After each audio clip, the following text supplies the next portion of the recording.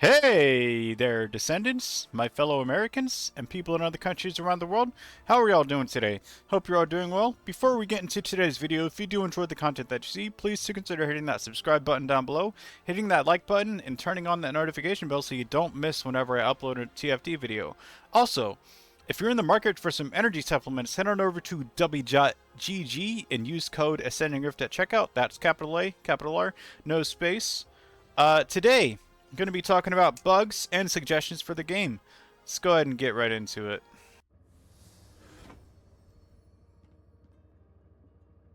Alrighty, so first things first, let's start off with the bugs here.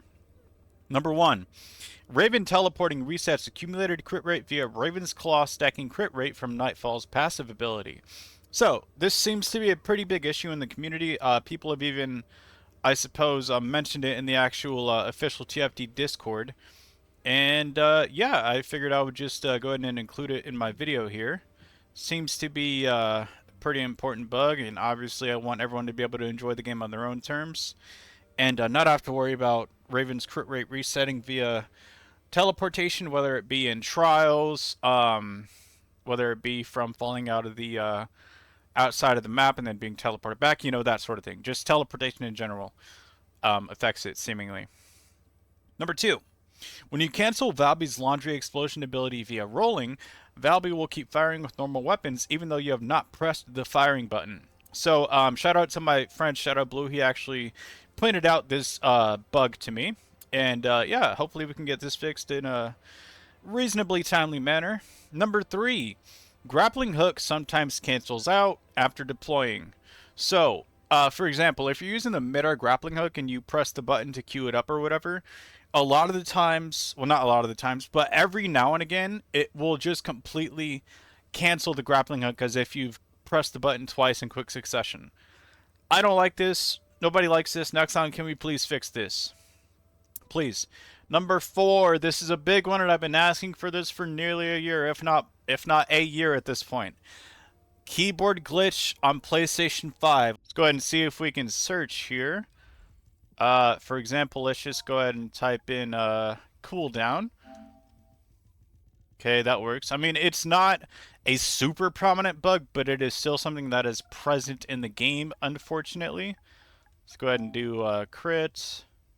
Let's just type out the entire thing. How about a critical hit rate? Okay. Let's do singular here.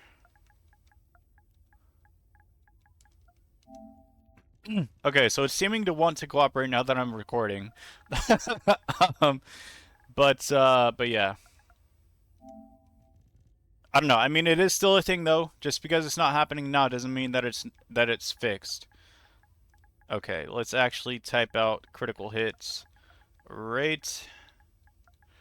Also, I do want to mention that I understand that there is a game patch coming on Thursday, so for a few of the things that I mentioned in this video, they may already be fixed by that point. We'll just have to wait and see when the patch notes themselves get released. But yeah, keyboard glitch on PS5 definitely needs to be looked at. Please and thank you, Nexon. Number 6, voice chat is very buggy between different platforms. So, say you're on PC and your friend's playing on Xbox or PlayStation, you know, a lot of the times it is very difficult to understand what that person is saying, simply because of like there's something that goes on between you speaking into the microphone and then it being sent / transmitted to your buddy on the other platform, to where it'll drastically reduce the quality. It'll make it sound like you're talking through a fucking walkie-talkie. You know, it's terrible. Like, no one likes it. I mean, of course, almost everyone who plays TFT has Discord, right? But sometimes maybe somebody just wants to use the end-game chat, right? We at least need it to be an available option. On the off chance that for whatever reason Discord's not working, or you know, whatever it might be, right? So please take a look at that Nexon. Number 7. Sometimes when you deploy the bike, you have to press the boost button twice to trigger the action. This is very, very true. It is still prominent to this day. I've mentioned this quite a while ago at this point. The most recent time I mentioned it was March of this year. And deploying the bike and having to press, for me on controller, it would be R2 twice via PlayStation, and on Xbox it would be the right trigger, otherwise known as RT, is quite annoying because it's like, yo, like I already pressed the button once, why do I need to press it again? And I understand like getting on the bike itself, that animation needs to play out or whatever, but you should be able to cancel that animation in favor of being able to boost your bike immediately upon deployment. Uh, so yeah, please take a look at that as well, Nexon. Number 8, this is a big one. This is a big one, especially for people who love bossing in this game. Having 2 lives taken instead of 1 when dying during a Colossus intercept battle via holding button to die faster, since the button continues registering as held even after dying. Nexon, this needs to be fixed, man. You give us individual lives. I mean, firstly, you give us finite lives for boss battles, but on top of that, you give us individual lives, which is better than, like, shared lives between the party. So that's an improvement. But if you're only going to give us between 5 to 3 lives per Colossus battle, please make it to where if we press and hold the button to die more quickly to save time on the run, we're not taking 2 lives instead of 1. Please and thank you. What number am I on? 9? Okay, number 9, last but not least for bugs. Enemy spawn rates and trials can sometimes cause the entire game to crash for Xbox players. I heard this from my buddy Beck. Shout out to my homeboy Beck. He plays on Xbox. So I don't know if it's prevalent in other platforms. I personally haven't experienced it on PlayStation or on PC. But I don't have as much experience with trials as a lot of other players do. But yeah, if you've experienced this on either PlayStation or PC, please drop a comment down below. Alright, let's move on to the suggestions section. This one's going to be quite lengthy, so buckle up. At the top of the list, buff the amount of merit tokens we receive per completing 4 rounds of trials. Anywhere between 100 to 150 would be fine / preferable. Nexon. Look, I love trials. I think it's the best thing you've added in the game, and I will have my trials video out soon for you guys, either at the end of this week or early next week, okay? I promise, and I'll be talking about Onslaught in that video as well, so please keep your eyes peeled for that and have notifications on so you don't miss that video. Next on, look, man, I think Trials is the best thing you've done. I think it's absolute fucking peak. But I do agree with the player base that we need more merit tokens, especially considering how expensive items in the merit token shop actually are, right? Giving us 100 to 150 per run's not going to hurt anything. Okay? Please and thank you. Alright, number 2 for suggestions. Catalyst blueprints could be bumped up to 10 in the ETA shop per weekend, and the ETA shop in general still needs an overhaul, so to speak. Okay, the shop is actually closed right now. Yeah, it's Wednesday, isn't it? Or no, it's Tuesday. Oh my god. Yeah, you can tell I'm sleep deprived. Okay. But yeah, we still need a general ETA shop overhaul, and I'll get into that later. Or actually, I guess I'll just bring it up now. Let me find it in my list here. I have everything written down. Okay, I mean, obviously, we need the voucher limit for all 3, well, not the green ones, but for the red and gold vouchers, we need these limits to be brought up from, I believe, I can't remember how many red ones you can hold, but I know you can only hold 600 of the gold ones. We need these numbers to be increased, right? There's no reason why we should be limited to holding 600 ETA vouchers, the gold ones. I don't understand that. I don't understand why that's still a thing. Like, all they have to do is go into the line of coding for that limitation and increase the number. That's it. It would literally take 5 minutes to do, depending. Maybe an hour, right? So I don't understand why we're still stuck at 600. I don't understand why there's so much inventory fluff. If it's to incentivize players coming back, I understand that, but you already have so many ways to incentivize players to keep playing the game. Amorphous materials and upgrade materials for, or not amorphous materials, ancestor mods and upgrade materials for those ancestor mods are already a big thing to incentivize players to keep playing the game, play different areas of the game, different modes, you know, whatever it might be. So I don't understand why we're not, you know, giving higher limitations for voucher thresholds. I don't get it. We need to raise the bar, man. It needs to be increased. Point blank. It needs to be increased. All right. Number 3 for suggestions. This is kind of a niche one, but options are good, right? And I know my Souls players will agree with this. Lock-on ability implemented into the game. Again, I feel like the occasion where this would be used or needed is very, very minimal. But at the same time, it would be nice to have, right? Like, say I'm fighting a Colossus and I just want to be able to be locked onto them the entire time. Right? Instead of having to, sit there and rely on aim assist to quickly locate them or whatever. Because locating them does limit, or it does eat away at the time, especially if you're trying to speed run that Colossus battle or whatever else it might be. Now, for the mobs of enemies and whatever, I can understand like how it wouldn't be used rarely, if ever. But for Colossus battles, a lock-in ability would be very, very welcome, in my opinion. Okay, number 4. This has to do with the story. Albion Reign, after completing Season 4 story, implement a natural elemental / weather cycle, and let us choose music in Albion or randomize it upon teleporting to and from. So, I found out from my good buddy, Shout Out Blue once again. Shout out to you, Blue, for this suggestion. That after you complete the main story in Season 4 and you go back to Albion and it's raining, but then once you leave Albion and go to like a mission or whatever and then come back, it's just back to normal Albion. It would be nice if we could choose, or if at the very least there was like a natural weather cycle in the game. You know what I mean? Kind of like there's a day and night cycle in the game or whatever. Like, it'd be nice if we could just teleport from Albion to, say, somewhere in Ingress and then come back and then, oh, it's raining. You know what I mean? Like, it happens 1 out of 4 times or something like that. That would be pretty cool. I think I agree with that. Number 4 for suggestions. More siloed areas with different objectives / maps each time you play. So I'm really glad that Nexon took this criticism from everybody. Shout out to Dry Bear for, as far as I'm aware, pioneering this criticism and this suggestion. Shout out to you, my friend. Thank you very much for putting us on ball with that. But yeah, and to Nexon's credit, almost every single one of the new Axion dungeons has different objectives and maps. Well, not different maps necessarily, but different objectives at the very least each and every time you play. I think that's fucking awesome. And obviously, Trials is like the biggest example of having different maps. You know what I mean? And the best thing about Trials is that it repurposes a lot of the older maps in the game. Not every single one, but you get taken to the 400% dungeons. You get taken to certain Ingress areas. I'm pretty sure you get taken to an Axion dungeon or two. So it's really, really cool to see what Trials is doing with that.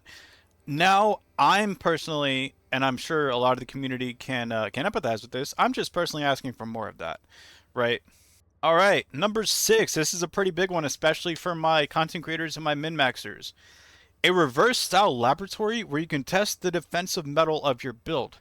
So we already have the attacking side. Why not the defensive side? Every other game that has a training mode or like a training dummy punching bag mode, they have they have both sides. You can test your defense and like your defensive skill or the defensive metal of your build, whatever it might be, and then you can obviously test your offense at the same time. It would be really, really cool if we could turn on invincibility and then we could have our health and shields reduced both down to 1, but we don't die.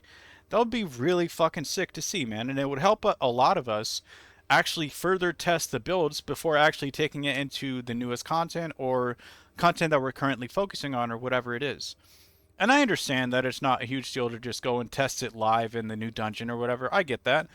But it would be better, in my opinion, to have the option to test it in the laboratory itself. All right, number 7. So this one's kind of way lower on the list because this is literally, it's an afterthought, but it's still something worth mentioning. New animations for characters idling at some point would be nice. Right now we have 5 idling animations that we have. It'd be nice to have more. It'd be nice to have about 10 to 15, but like I said, it's not something that's necessarily like urgent or something that I really care a whole lot about. So if they wanted to take 5 fucking years to add more, I wouldn't really care. Number 8, to be able to restart a dungeon or void intercept battle at any point in the mission via menu. So menu as in the game menu right here. You just press escape on keyboard or you press an old option / start if you're on a controller. Right, so only being able to restart the mission at the end of the mission is so fucking stupid. Because sometimes there's a good run, or not a good run, sometimes you have a good start to a run. And like this is mainly for speedrunners, but it can be useful in any situation. Sometimes you have a good start to a run and then something just happens and it fucks it all up. And it's like, it'll be way quicker to just be able to restart it from right then and there than having to back out all the way to Albion, open up the map, and then queue right into that same mission, right? It takes a lot of time to do that. All right, number 9. This is a pretty big one too, especially for beginner players or people who are just, developing a grasp onto the game and how everything works. Expand upon the map legend for Albion and other maps with a brief explanation as to the purpose of said workbench slash mission slash character, as well as labeling the workbench slash mission icons on the normal heads up display. And for those of you who saw my video in March, you'll notice that a lot of this wording is pretty much the exact same as that. That's because I took that list and I repurposed it, seeing as there was only 2 or 3 items that I mentioned on that list that have either been, rectified, improved upon, or fixed. So, but yeah, I think this is a really big thing, especially for newer players, especially for, like players who, I mean, obviously there's a lot of HUD clutter, especially in Albion. It's not necessarily clutter as in it's like a bad thing. It's more so it's confusing for newer players. Like, shout out to one of my best friends, Sean. That was the main reason why I stopped playing the game, because he didn't know what anything was. And obviously, every workbench and everything that you can interact with in Albion is only it only has an icon. It's not actually labeled, right? And it's not even explained on the in the Albion map. I'm pretty sure. If I just pull that up right here. Oh, it is explained here. But yeah, if I press legend right here, there's no explanation for these things. You have to individually go to them to receive your explanations, right? Which, it'd be easier if we could just go over here and select one of these things, and then we're instantly taken to it on the Albion map, instead of having to go to every single icon and like actually pan across the entire map, right? So, okay.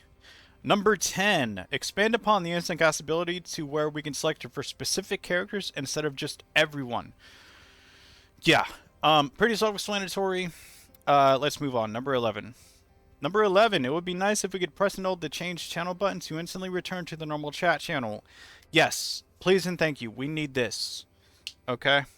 Number 12, if we could press and hold the exit button to exit all menus. Oh my god, that would be nice, because there's so much UI clutter that you have to sift through when you're like 3, 4, 5 pages into the UI for like a certain menu. You have to sift through it for an entire 3 to 5 seconds. No one wants to do that, bro. Just let us press and hold the exit button. Please. Please. Okay. Number 13. Being able to research 2 catalysts at a time instead of being limited to 1. Again, pretty self-explanatory. The only reason why I say 2 is because they would never let us research more than that if they ever increased it. I can tell you that right now. Alright, and last but certainly not least, a more efficient and effective way to get rid of amorphous materials, such as expanding / overhauling the ETA Zero shop, or allow us to simply be able to sell the materials to the said shop, or allow us to sell the amorphous materials to Anais. Right? I mean, amorphous materials are a huge part of inventory fluff, especially like if you're someone who's like kind of an endgame player and you go back and you help a lot of newer players. Obviously, you're going to help them run missions where they need certain amorphous materials, and you're going to accumulate amorphous materials that you have literally no use for outside of maybe an energy, not, or what is it? It's the it's like the blueprint activator thing, the energy activator blueprint, I think it is. But yeah, that's literally the only thing that you could get from it that's of any use to you. Obviously, they added the open a certain amount of amorphous materials. You can choose, whichever reward you get from then on. But still, it would be nice to just get rid of it altogether instead of having to actually sit there and open them individually to only receive energy activator blueprints, right? So, but yeah. Oh my god, this is a longer video for sure. All right. Oh, by the way, it's my best friend's birthday, so if you made it all the way to the end of the video, please drop happy birthday down below for my buddy Austin. Happy birthday, Austin. Love you, man. Yeah, if you made it all the way to the end of the video, let me know if you agree down in the comments below. If you disagree, let me know down in the comments below. And yeah, like I said, I will have a video for Onslaught / Trials out either within the next couple of days or within the next week. So stay tuned for that. Subscribe if you'd like to see that. Turn on the notification bell, all that stuff. And yeah, thank you so much for watching, and I will see you in the next one.